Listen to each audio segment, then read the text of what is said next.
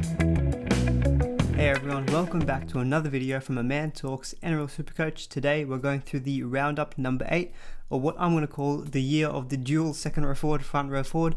I'm done with just standalone front row forwards. There's again a lot to discuss, so definitely tune in. In terms of how my team's going, I'm actually doing really well. I've just checked my scores after some updates, and there were some friendly ones that I haven't been able to capture so far in my recordings, but Gutherson went up to 140, Sam Walker went up to 179, Brian To'o 104, so now I'm on 1,468, so it's been a really strong week for me. I feel like the par is going to be really high, so guys, let me know in the comments below what you guys scored and what your initial trade thoughts are going to be for this round.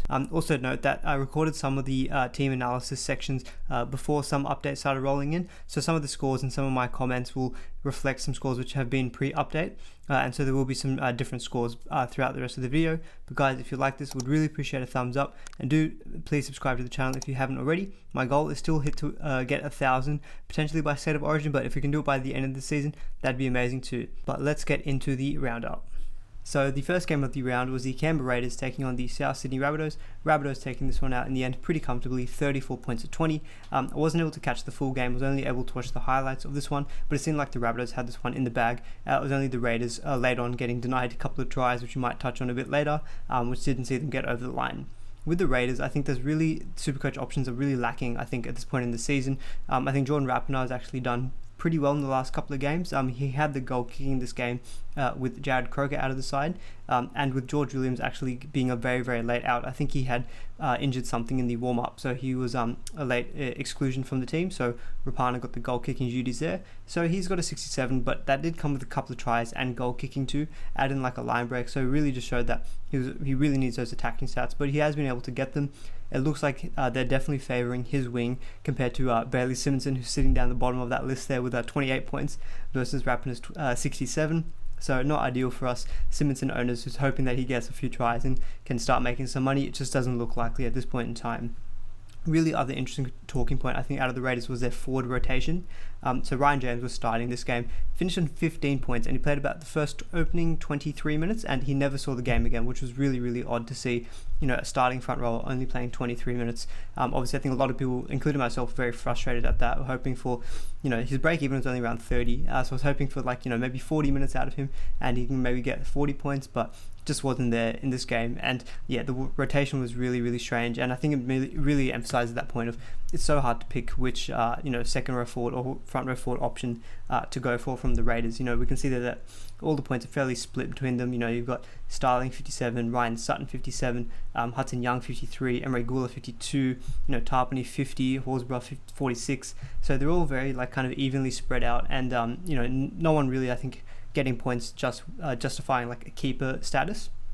Elliot Whitehead came in with a 73, but that did include a try, which bumped up his score. Corey Hario-Naira got a 65. I think he started this game as well, and that included a try assist, so he's shown some promise in his first couple of games, but again, the forward rotation is so strong there, who knows reliably week to week, the minutes that these guys are going to be playing, and this is excluding Josh Papali'i, who was dropped for this game. So yeah, really odd. It's really hard to call a forward, I think, from the Raiders. And Jack Whiten got a 51. He had he had that try disallowed late, but incorrectly in my opinion, so that could have bumped up his score. But again, I don't think you'll be looking seriously at him with Origin around the corner. He might not play potentially. We'll have to see what Freddie decides. But I think there's better options at 5'8" than Jack Whiten. On the Rabbitohs side, obviously scoring 34 points, you'd expect the same culprits scoring all the points. Cody Walker with an 89, and the whole left edge was actually on fire this game. And Benji Marshall didn't reflect really on Supercoach wise with the 39 points, but he looked really good again, defying his age. And on the left side, we had Alex Johnson with a 74, Dane Gagai with a 66. Kaloma Tungi actually has put together a couple of really nice games, scoring an 83. He really looks like a good attacking weapon for them, being able to break the line and do a lot of those late offloads and try assists for supporting players. So he's looking pretty good in the past couple of weeks, although I think I'd want to see a little bit more out of him in terms of consistency in his minutes. He has started, I think, the past couple of games, and Jacob Host was dropped for him, and I definitely think that looks the way going forward. But definitely I don't think you need to jump on him, but he's put a couple of nice games together. On the flip side for the Rabbitohs would be Damien Cook, only scoring the 50 points. I think the cookie has crumbled, as I like to call it. I think he's not justifying that starting price of his, and we've seen a couple of good games from him where he's scored over 100, but I think we've seen too many of these really low games where he's just not getting the output that I think you'd want out of your starting hooker, and especially when you paid top dollar for him to begin the season. So I think Damien Cook, with Origin around the corner, he's surely a lock to play that. And the draw for the Rabbitohs is actually kind of tough coming up into that period. So I think Damien Cook, if you want to downgrade and create money, selling to like a Jake Simpkin is probably a good move if you hadn't done it already last week. Obviously, I'm recording this actually on the Sunday, before the Tigers play, so we'll see how Simpkin goes. But I still think, if Simpkin comes out of that game okay, Damien Cook's probably okay to sell, and I'm not really impressed in terms of his SuperCoach points at this point in time. Some unfortunate news for the Rabbitohs as well is that Anna Reynolds has sustained a thumb injury and looks to be out for 4 to 6 weeks. Cam Murray as well got a HIA plus an ankle injury. I'm not quite sure on his time frame, but it could be a couple of weeks there, and only scoring the 20 points, which is really disappointing because he's had a few good games in the past couple of rounds too. And Campbell Graham, who scored an 82, did really well in this game, but I think he's also was spotted in a sling post-game, so he potentially could be seeing some time on the sideline, so definitely some stuff to keep an eye on in the next week or so on the Rabbitohs injuries. First game on the Friday of the round was the Melbourne Storm taking on the Cronulla Sharks. Storm taking this one out pretty comfortably, 40 points to 14, although the scoreline probably doesn't reflect, I guess, the first half contest, where the Sharks are actually really, really solid. I think they had a lead, actually, 8 points to 6, and the Storm were a little bit sloppy, and Cam Munster had a very, very quiet opening half to the game. If anyone was tracking his scores live, I think he was sitting on about 6 points at halftime, so not good for any owners, or if you captained him, even worse to see that at halftime.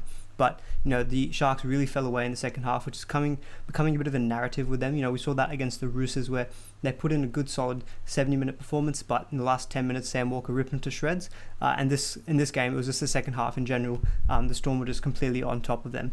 On the Sharks side, there were some good signs from Sean Johnson. He had a couple of nice touches, laid on the try for Britton Cora, and as well as getting a couple of forced dropouts as well. So scoring a 59, which is good signs from him. Coming back from his injury, Britton Cora, as I just mentioned, scored the try, so he was only the real standout performer from the Shark side with a 75. I guess in terms of other SuperCoach relevant players, Teague Wilton was named to start in the centres for this game and scored a 36, which I think was about his break even. So if he's continuing to get a role on the bench or in the centres, he's probably peaked in price now, so he probably is a good sell candidate next week. He's made quite a bit of money, so he's been a good cash cow for anyone who jumped on him, but you can definitely use him now as a bit of a stepping stone to another gun player, or downgrade, Josh Curran if you didn't jump on Josh Curran this week. Again, I'm recording this on Sunday, so we haven't seen the Warriors play yet, or maybe down to a Sean Ballor if he potentially comes back soon into the Tigers mix. On the Storm side, Ramus Smith was the story here, scoring a hat-trick, getting a massive 120 points, and Harry Grant, 103, just looking all class. Had 3 try assists in this game. As you can see there, I've got round 14, basically, as soon as the well, maybe not round 14, but around the State of Origin period ends, and just get Harry Grant into your team. He's looking the goods and 100% like the best hooker to go for. This was his first game starting. Actually, his first game starting for the Melbourne Storm, which is kind of hard to believe given how much first grade he's already played. But yeah, the guy's absolute quality. I'm a big fan.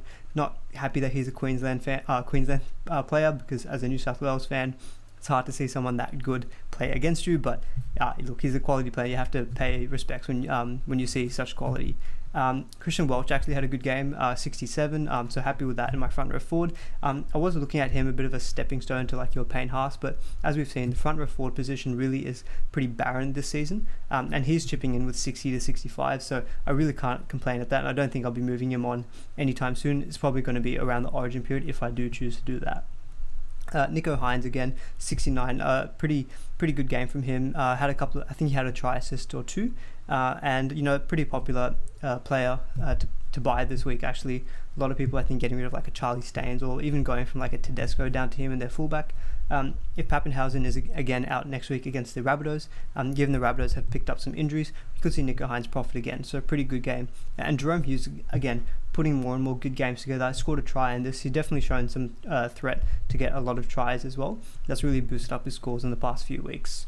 On the not so good, I guess Cam Munster with the 51 definitely wasn't, as I mentioned, a bit of a quiet game from him, especially in that first half. I think he only had 1 run, but definitely looked a bit more involved in the second half. Probably Bellamy had a bit of a word to him, putting it lightly. So yeah, 51 in the end, not ideal from your starting 5'8", but coming from what his first half performance was, I think you'd happily take that. It could have been a lot worse if you'd seen that 6 points at half time. And apart from that, probably other main story from the Storm was Dean Oremia, a 173k cheapie centre, getting his first start of the season. So if he's able to string a few games together, especially around the Origin period when we know the Storm will lose guys to Origin, he potentially could be a decent cash cow at that point. Maybe not a decent cash cow, but he could be someone, bottom dollar that you can buy to fill in the numbers over that buy period. So definitely keep an eye on him. And if you want to jump on him, say before his initial price rise, and there's someone you can just hold in your center wing just to cover the buy period. So the second game on the Friday was the Brisbane Broncos taking on the Gold Coast Titans in another local Queensland derby. Broncos taking this one out 36-28 in what was an absolutely crazy game. If anyone watched this, or if anyone follows my Twitter, you can see I was going crazy because we saw the Titans put on 22 points unanswered in the first 15-16 minutes. And I think everyone, including me, was just thinking the Broncos are just going to collapse here and concede 50, 60 points.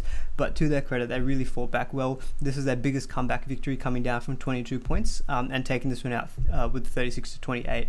Jermaine Osaka was the main catalyst for the Broncos turnaround. He had a massive game, scored a couple of tries. I think he had a hand in 3 tries as well, throwing the goal kicking, and he was on his way to a massive 167.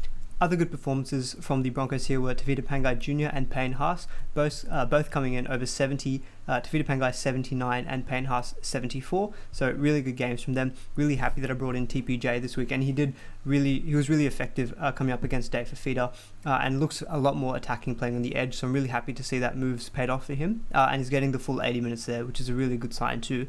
So yeah, really happy I brought him in. Definitely showing his upside. Didn't quite have the base that Payne Haas did, but he was able to get a try assist for one of Jermaine Osaka's tries. So that's really good to see from him. So yeah, I think Tevita Pangai Jr. very good trading candidate. Is obviously always a little bit of a risk. He's a bit of a hothead. Sometimes he gets that reputation and he gets suspensions and off-field incidents, but so far this season he's been doing pretty well. Tyson Gamble, that paid off for Kevy Walters, bringing him in and partnering up with Milford. He definitely showed a bit of energy and passion, if you want to call it that way.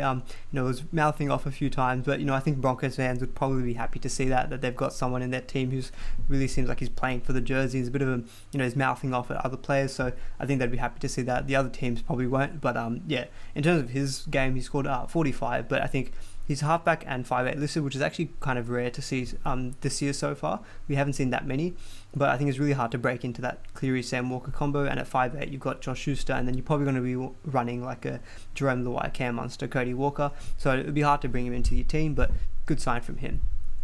Not so good for the Broncos was Jordan Ricky, only with a 24.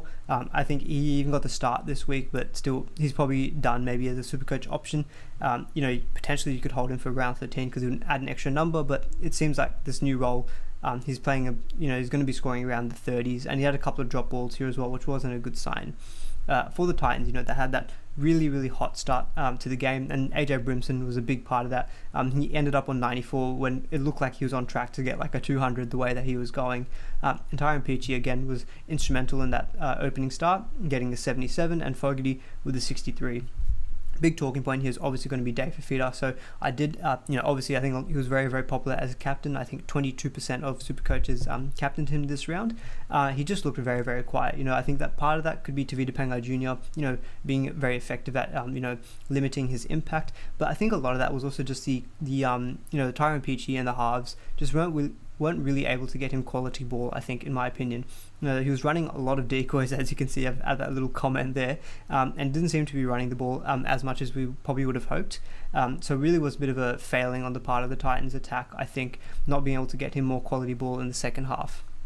And in terms of the Titans' overall performance, look, they started amazingly, scoring that 22 unanswered points, but then they conceded 36 unanswered. They went from the 2021 Titans back to the 2019 Titans, all in the span of a single game. So yeah, unfortunate for anyone who captained Dave Fafita. I put the vice captain on him. Unfortunately, I didn't have to vice captain loophole him. And as well, unfortunate for the Titans is Corey Thompson getting down with that injury. It looked pretty serious at the time, so we'll have to see what the news of that is. But yeah, really unlucky for people who brought him in, because I think he was pretty popular as a buy this week, and he had shown good signs. He scored that early try for the Titans too, so he was probably on his way to get a good 70 plus game, but unfortunate that he got that injury. And Brian Kelly hasn't been delivering as well. I think with that injury to Corey Thompson, I do believe that Kelly was shifted out to the wing as well, so that definitely probably would have hurt his base stats. And we saw the Titans really attacking was pretty poor, so he wasn't able to get on the end of any tries or anything. So it was more Fafita doing grubber kicks in the second half than anything else. So weren't really able to throw too much at the Broncos. So overall, a really exciting game to watch as a neutral fan. Dave Fafita, he'll bounce back, and I'm pretty confident of that. They've still got a good draw coming up to round 13, so there's no, obviously there's no concerns over Fafita, and hopefully in the next week they work really hard on the training paddock to get him more quality ball. So the first game on Super Saturday was the Penrith Panthers taking on the Manly Sea Eagles. Panthers taking this one out 28-16 in what was a pretty high quality game. The first half, the Panthers were actually were very, very strong, and Brian To'o was the standout, getting that try, getting that really good line break, and setting up basically that try for Dylan Edwards. Good night Cherry Evans, he absolutely copped it from To'o when he did that barnstorming run, and so To'o finished on a 91, again probably positioning himself as the number one centre wing. I don't need to keep saying it, if you don't have him already, just get him into your team. And he's got that base stat plus attacking threat combination, so that he's always guaranteeing to give you good points week in, week out. Nathan Cleary, again, super consistent, getting a 74, setting up a try for Liam Martin, who also did well, scoring an 81. Charlie Staines also being very consistent too, coming in with a 23-point effort, so I think a lot of owners would be really happy to see that. Bad news for the Panthers is that Kurt Capewell had that rib injury, so he was on pretty good score, actually scoring the 40 points, but he only played 41 in total and was off for almost all of the second half. So definitely need to get some news out of that too. Coruscant on his return, only scoring a 41, but he did only play 60 minutes, and I think Tyrone May spelled him for a period of time. And it was a bit of a quieter game for Jerome Luai, only scoring the 49. He did get that early try assist for one of Brian To'o's tries, but didn't have much more of an impact apart from that. So a bit disappointing to see as an owner, but it'll probably just be hopefully just a blip on the radar, and he goes back to those 60, 70 plus scores. James Fisher-Harris as well, pretty decent game from him, scoring 67 points. So again, very good option that probably haven't talked about enough in my own opinion, to be honest, in terms of that round 13 buy coverage. He'll definitely be someone who's available over that period of time, given that he's a Kiwi, and if he keeps knocking out these 60 to 65s, that's pretty solid to have in your front row forward. Disappointing game here for Viliama Kickout, only scoring to 22. He's just super inconsistent, and I think a lot of people might have jumped on him because he had a really strong start to the season, but he just hasn't been there in terms of his attacking points up until this point now, after that really early start. Manly Sea Eagles really improved. They're definitely, the return of Tom Trbojevic has really done wonders for their team. Tom did a pretty good game, scoring a 69 points. He obviously scored that intercept try. As a non-owner, I'm happy to see that he only scored 69 pre-updates. The big fear is obviously that he can go 100 plus in any given game. So I'm happy that I feel like I've avoided a bit of a calamity here in terms of his points. So happy to see that. But again, you wouldn't be too disappointed that 69 points against the Panthers is a very impressive output. Jason Saab with a 51, scoring that one runaway try as well. That's now tries in I think his last 4 games, and so Tom Trbojevic's return has really done wonders for his attacking potential, and he's going to go up in value now. So he's actually looking, I wouldn't say a play in your 17, but you can hopefully just keep him on your bench, and hopefully gets a few more tries over the next few weeks and goes up in value, and before you can offload him to a gun center wing or just downgrade him to a cheapie. Apart from that, in the Sea Eagles, Josh Schuster with a 42, pretty quiet game from him, but I think a lot of the attack was he was coming up against the Panthers' right side attack, but we know that the Panthers are more dominant on their left, so he probably just wasn't getting the base stats in this particular game. And Ruben Garrick, a 34, obviously not scoring that many points, and he actually missed a couple of easy conversions too, which probably took a hit to his points. So yeah, not the game that you want to see from them, but overall I thought this was a pretty decent game. The Sea Eagles definitely had a good second half in comparison to their first, and we definitely need to be treating the Sea Eagles seriously now in terms of rating them as a opposition in terms of their difficulty, because with Tom Trbojevic back, they're looking a lot better. So the second game on the Saturday was the Bulldogs taking on the Eels. Eels taking this one out pretty comfortably, 32 points to 10. So again, the Bulldogs just showing that they're not quite up to it in terms of competing with the other teams, but they did show some heart in the second half as well, but they just don't have the quality in their team this season, I think, to really contend with anyone else. So potentially they're on their way to a wooden spoon as well. So definitely a team to be targeting, I think, if you've got attacking players. We saw that with the Parramatta Eels, that they've got a lot of players here scoring well. So Clint Gutherson, again, very happy that I captained him this week, scoring that early double. He was sitting on like 96, I think, at halftime. So I was really thinking hopefully he can get like a big 150. Definitely had a quieter second half, but he was able to get a try assist to Mike Acevo, so finishing on 121, and he did get an early shower, missing I think the last 10 minutes or so. Obviously they just want to be careful with him. He's very integral to into their team, so very happy to see 121 from King Gutho. Isaiah Papali'i, he just keeps doing it. I can't believe it. 108 points. This is without a try, but he had a try assist for one of Mike Acevo's other tries, and he had 73 points in base, which is ridiculous. I mean, the guy is crazy. I think we just need to reevaluate him. I think I just need to stop looking that he was 408k and just look at him now as a 650k, 700k plus second row forward who's just pumping out massive scores, who plays in the round 13 bye week. He's not going to play Origin. Look, I think he might be coming into the team next week because I've got a lot of money for my trades from this week, and it's too hard to watch Eels games and not have Papali'i. Mike Acevo scoring a 95 with that double, so he's really repaid the faith for a lot of owners who jumped on him last week. So he's set to go up quite a bit in value, given that he scored that massive 150 last week and now a 95 in his follow-up game. And Reed Miney, Bryce Cartwright, again, chipping in with very, very good games here. Reed Miney's at 68. He set up Clint Gutherson's early try, getting a line break and a try assist. So he had a very solid game. And Bryce Cartwright, the Cardi party continues. He set up Sean Lane's try, catching that bomb from Mitch Moses. So again, he's looking very effective. In terms of the rotation, from what I saw, we saw unfortunately Nathan Brown get that hip pointer injury, which I think was described as a pretty bad cork to the hip. So he played about 36 minutes. So I think what we saw then was Papali'i's shift. I think Papali'i stayed on the edge. Sean Lane came on from the bench and played through the middle, with Papali'i and Madison staying on the edge. Madison played the full 80 minutes and scored 57, so pretty decent opening game from him. But he had a really high break even, so he should be going down quite a bit in price. So we could be looking to bring in Madison just in around that round 13 period, nice and cheap. So yeah, obviously I think the minutes for Papali'i were obviously probably helped with Nathan Brown getting that injury, because then we saw Sean Lane get an extended stint in the middle, and Papali'i staying on the edge. We'll have to wait and see, I guess, how that looks to be playing out in the future.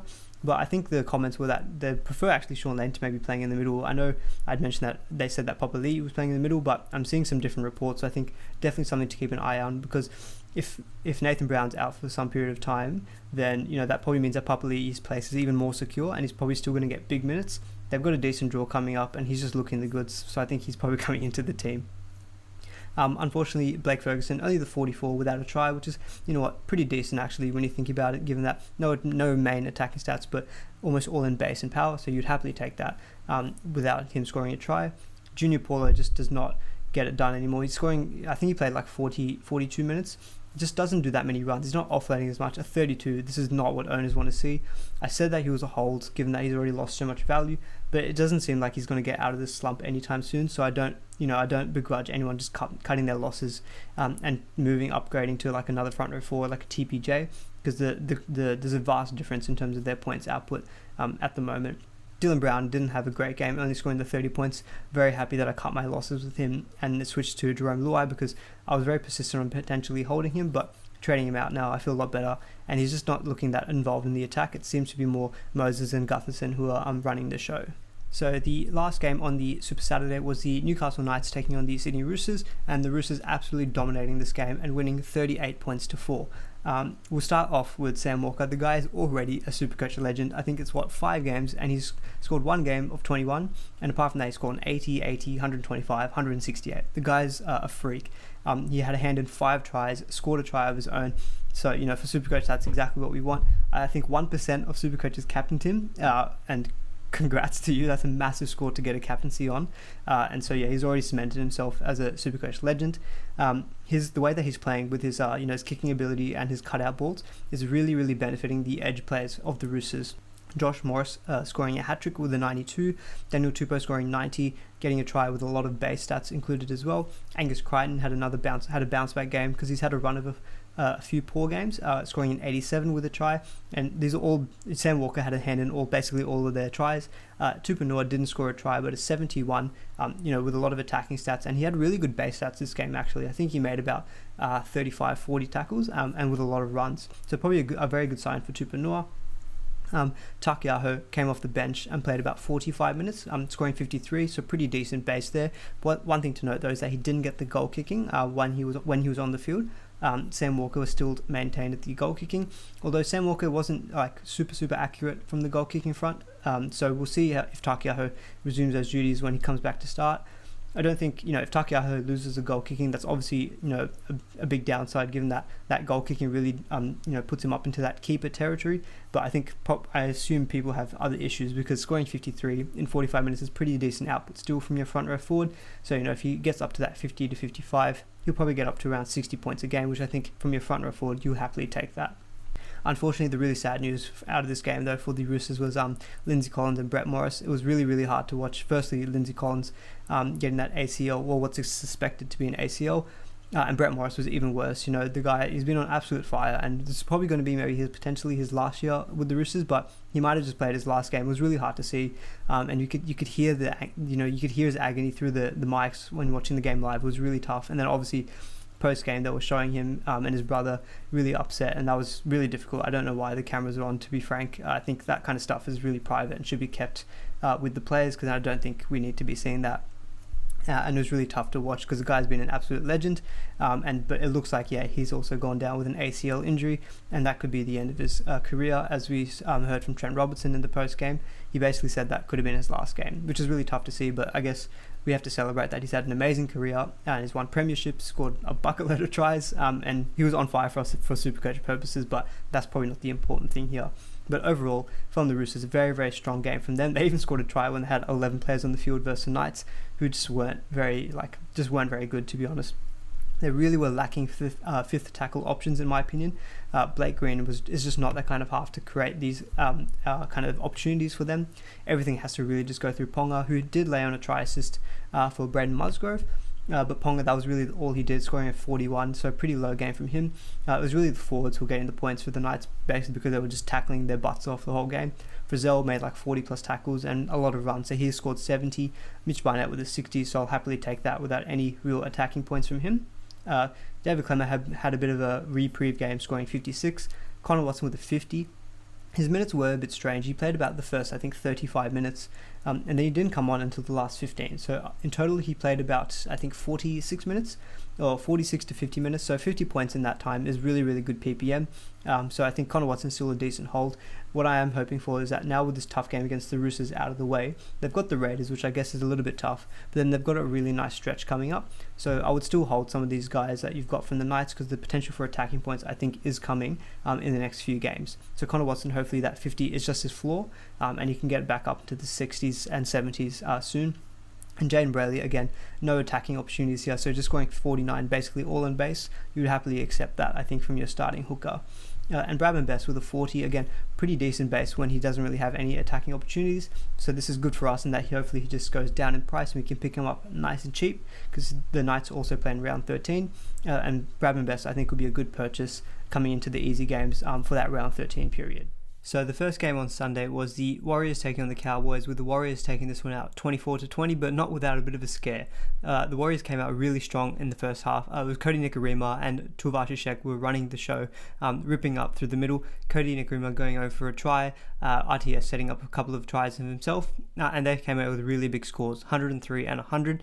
And Josh Curran, had a really strong game, playing the full 80 minutes, scoring 76, and most of that all in base. He did have one try assist for Adam Pompey's try, which was really good to see some attacking threat from him. But overall, he looks really good. He looks like he's got really high work rate, so definitely very happy with him as a cheapie purchase this round. But the Warriors did let the Cowboys back into the game. In the second half, the Warriors didn't score any points, and the Cowboys almost were able to claw it back. But in the end, just not quite good enough to do so. The only one to performed really well, I guess, for the Cowboys was Talaugi, who scored a double with 93, but I don't really think he's going to be a serious consideration. Reece Robson has actually been doing okay. One of the commenters actually said, he's a bit underrated, flying under the radar, and I probably agree to an extent. I think the hooker position is just really stacked. But he scored a try from dummy half, scoring 68. Although I would admit the defense on that was really, really soft. He just threw a big dummy and went over very easily. But Val Holmes also had a really good second half to the game, but it didn't really reflect, I think, in the points. He might get some updates, but scoring a 58, and Scott Drinkwater again doing pretty decent with a try assist and scoring a try of his own to get 66. I guess the big talking point out of the Cowboys was Jason Tamalolo coming back from his injury. He only played the 45 minutes, so it looks like, well, at least it was his first game back from injury, so obviously they're probably looking to build up his match fitness, but it definitely still looks like they're looking to use him more as that kind of impact player, playing around that 50-minute mark, which just absolutely kills him for SuperCoach, and he only scored the 36 pre-updates in this game, so really, I don't think you'll be looking at getting him in anytime soon. We really need to see those bigger minutes from him. And Ben Condon only getting a 17. He really looked uninvolved. He doesn't really have that base, and he's been fortunate to score some tries in the past few weeks. So he did have a negative break even coming into this round, so he should still go up in value. But depending on what his break even is this week, he definitely looks potentially like a sell candidate if he's kind of peaked in price. He's made decent money, so he's done his job, but definitely can look to upgrade him to a gun second row forward or someone like that. On the Warriors side, again, I mentioned Josh Curran, but Tohu Harris, again, plodding along with the 69. That did include a line break assist, but again, that would have been 61 still. So he just continues to be Mr. Consistent, always very trustworthy. And a few of the younger players looked really good for the Warriors too. Rocco Berry, Reece Walsh as well had a pretty decent game playing at 5'8". It didn't really reflect though in the SuperCoach aspect. He only scored the 30 points, but he looked really lively. But he did have a couple of errors in his game, but he's a young kid, and there's really good signs, I guess, for the Warriors moving forward now that they've got him in the 17. Aside from that, don't think there's too many other relevant players though to touch on for the Warriors in this game. So the final game of the round was the Dragons taking on the West Tigers, with the West Tigers able to get their second win of the season, winning this one 16 points to 8. I wasn't able to watch the full game, but I was able to catch the highlights and listen to some of this on the radio as I was just out and about. It definitely seemed like the Tigers had all the ball in the second half and were just controlling everything. And Dane Laurie and Adam Dewey were kind of running the show. Laurie obviously had a try assist and had a few line breaks and tackle breaks as he always does, so coming in with a massive 117. I'm sure a lot of people would have been hoping for him to kind of help their scores this round, and he's really repaid the faith, I think, and still looking like a very, very solid hold in your center wing, as I keep saying. He did have a bit of a bad game last week, but that was really his only one so far, and he'll be a good hold up until round 13, but the way he's going as well, he could just be a genuine season-long keeper. Adam Dewey and Luke Brooks, again the halves for the Tigers, coming in with a couple of try assists of their own. So 81 for Luke Brooks, 75 for Adam Dewey. Pretty good from them. Luciano Leilua only scored the 52, wasn't able to get the attacking stats that we'd normally hope for. Zach Sini, the debutant for the Tigers on the wing, he's already looking like a bit of a cult hero with that big blonde mullet of his. He scored a try in his debut and potentially could be maybe a centre wing cheapie if he's able to maintain his place. David Nofaluma, only a 42. Nofaluma into my team last week, hoping for some really big scores with their easier games coming up. He just doesn't seem to be getting as involved as we saw from last season. Part of that could be Benji Marshall missing. He was able to really unlock Nofaluma to an extent and get him maybe extra tries, but it doesn't seem like the the pairing of Luke Brooks and Dewey is able to cater to him. I kind of wish I maybe hadn't gone for him now at this stage with these two poor games, but I'm hoping for some better scores to come. Even his base though is a little bit down, so that does concern me a little bit. I wouldn't be rushing to bring him in. To be honest, I probably was a bit fixated, I think, on round 7, as that was when the draw for the Tigers was improving. So I'd probably take that one back. But as we saw in this game as well, Zach Lomax unfortunately did get an early injury, I think fracturing his thumb. He potentially could now be out, I think, for like 4 weeks or so, but definitely something to keep an eye on. But that really does suck for anyone who was eyeing him up or brought him into their team this week, only scoring the 6 points. That really does hurt, and this is one of those times when SuperCoach just can be really, really cruel. And the Dragons didn't have any ball really in the second half to really do anything in terms of attacking points, and we can see that their highest score was only 62, and that was from Josh Maguire, who was playing at lock, so he's probably just making a bunch of tackles. But a lot of their attacking guys like your Cody Ramsey, obviously Lomax, Ben Hunt, only a 17 from him, so it really wasn't a good game for their attacking players, and they'd probably be pretty disappointed, I think, in their performance. They had a lot of handling errors and just really weren't able to get into the game at all, so it was a good win for the Tigers. Finally, I guess on the Tigers would probably be Jake Simpkin. Only scoring a 34 in the 56 minutes that he played is a bit of a concern. I think there is still some question marks potentially over his minutes. He played 70 last week, but he played 80 in the week before, so his minutes have been going down from his debut.